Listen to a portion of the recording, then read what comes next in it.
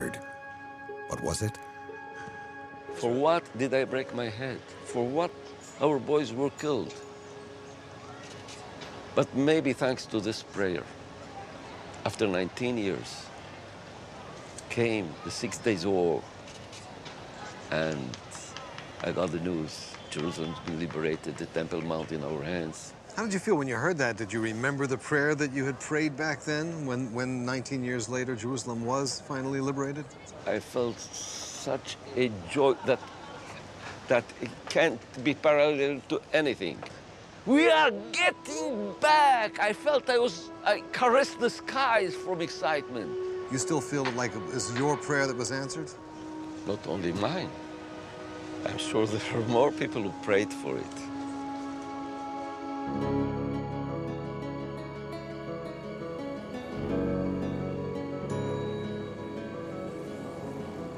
I'm meeting two veterans of Israel's wars. Later, I'll be visiting with Avigdor Kahalani, almost a legend in Israeli military history, a highly decorated war hero in 67 and 73. I'm told he has an amazing story of survival to tell me. But first, I'm driving up to the Golan Heights, a land of gently rolling hills and beautiful valleys that form the northern border between Israel and Syria. I'm going there to meet David Yaniv, a veteran tank commander in the 1973 Yom Kippur War. David, this must bring back a lot of memories for you being up here. I'll tell you something. This is such nostalgia for me, especially after so many years, just to walk in the same place where I used to be. You know, this area over there, just in front of us there, if you can look there. We were on foot trying to find a way to get to this village.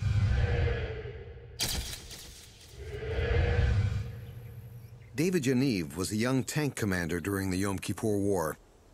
We met on a windswept hillside just above a battlefield that holds some incredible memories for David and his comrades. So what do you do in a situation like that? You get on your knees very quickly. יש כאן איזה 100,000 מוקשים. לא חייבים לזחול את הדרך שלנו החוצה. You take out your bayonet and you start finding mines. This was a life-threatening situation. In other words, if you went forward, it was dangerous. What about just retreating? Whichever way, whether it's to the left, to the right, backwards or forwards, I mean, it's a minefield. We did the best we could. And we dug ourselves, we managed to expose a few and dismantle them. And it was a very slow process. But at this particular point, a very, very strong gust of wind came. Something which we could not explain at all. I mean, it was so strong that we literally felt that we were flying away. That's how strong it was. And mines that were buried 25, 30 centimeters in the ground just exposed themselves, and we didn't have to dig them out. We were just walking through them.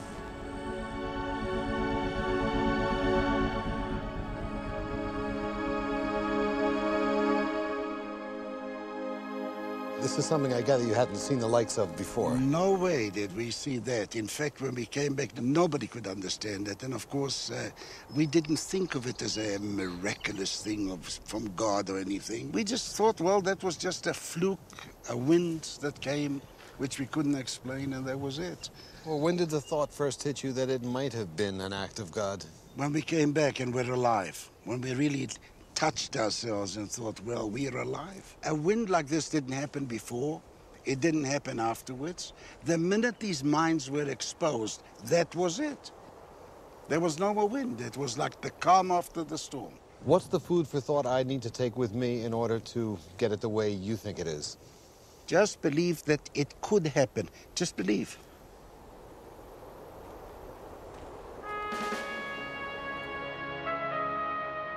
To many Israelis, there is no more powerful symbol of the struggle that Israel has endured to survive than this place, the Armored Corps Museum and Memorial at Latrun. But an equally powerful symbol of Israel's defiant struggle to survive is the man I'm going to meet today. Avigdor Kahalani is one of Israel's most famous war heroes. His personal story is legendary. Victor, tell me about your first war. The first time I fought in 67, in June. 67, 6-day war. I was a company commander.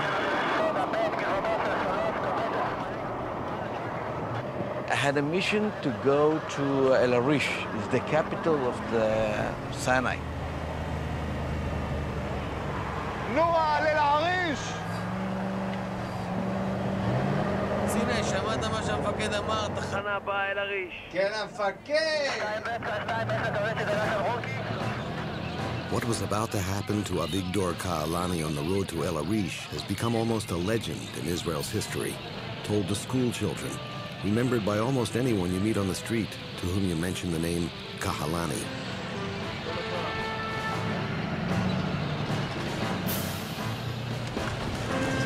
עצור!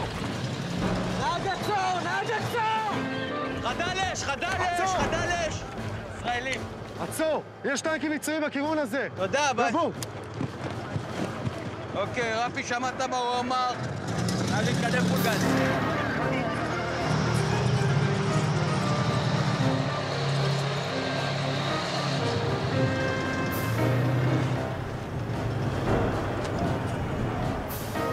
נהג עצור, נהג עצור.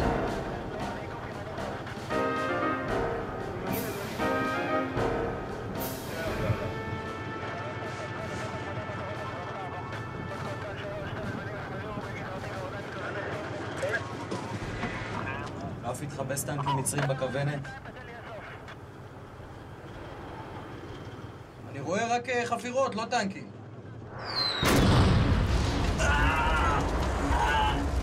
נפגענו! נפגענו! לצאת החוצה!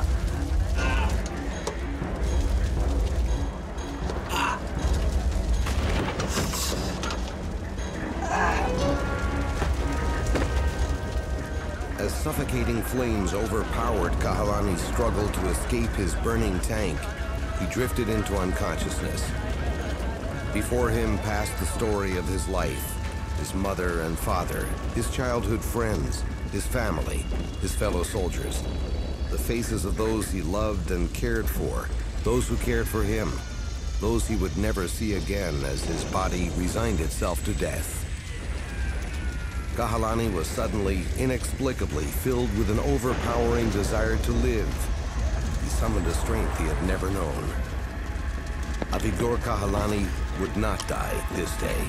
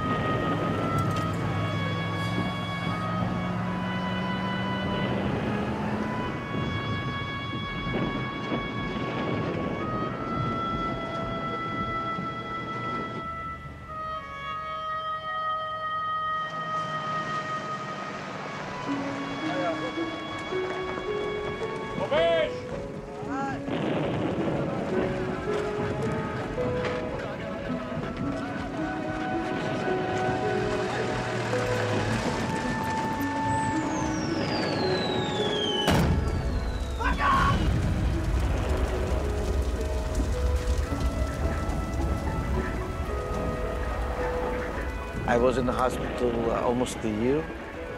60% of my body was burned. I had 16 operations.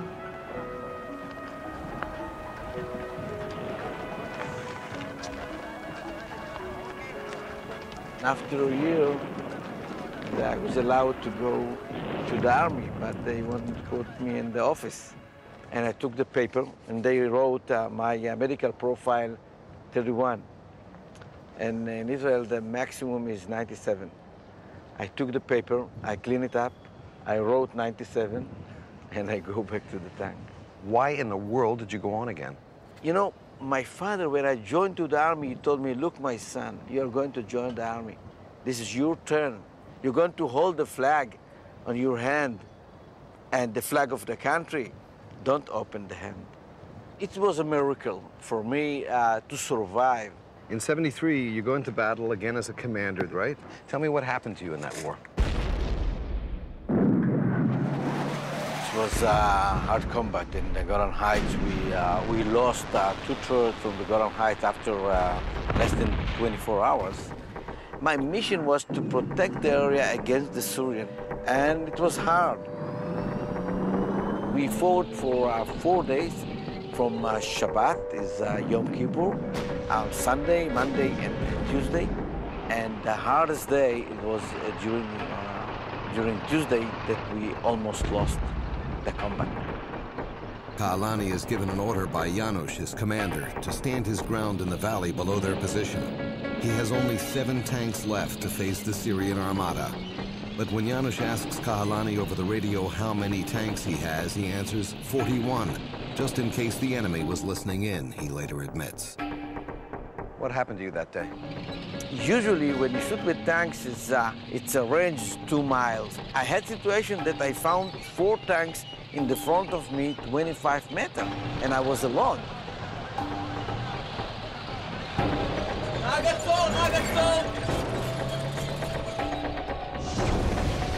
And I scream, oh my God, I shoot him! And he didn't know what to do. It was so close to him. I thought I'm gonna kill him.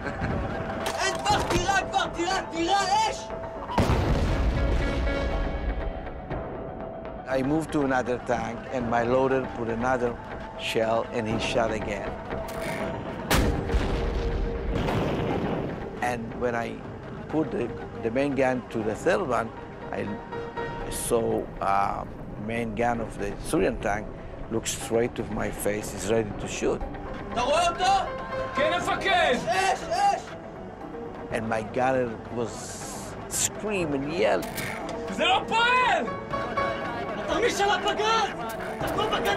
I saw the 115 millimeter look straight to my eyes, and he was ready.